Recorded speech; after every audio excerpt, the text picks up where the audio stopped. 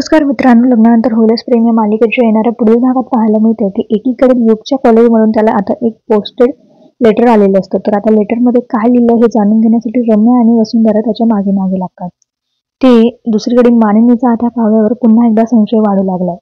पार्थ सोबतचं तिचं वागणं, पार्थने दिल्ली घड्याळ फोडून टाकणं, या सगळ्यामुळे तिचा आता आणखीन संशय काव्यावर झालाय.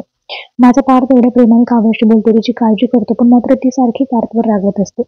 तर काव्याला हे गुरुजींचं बोलणं आठवतं की लवकरच आपल्यावर दुहेरी संकट येणार आहे.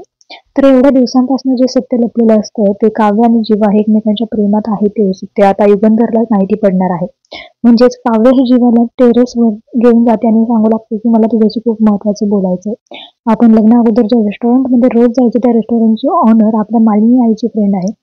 ती आपल्या दोघांना चांगली ओळखते. तिनेच सांगितलं होतं की मालिनी काकूंना की माझा बॉयफ्रेंड होता, पण मात्र आता जीवा खूप घाबरत होतो. दुसरीकडे ते लेटर ते फाडून फेकण्यासाठी तोही टेरेसवर आलेला असतो. मित्रांनो, तो टेरेसवर आला त्या दोघांचं बोलणं ऐकतो.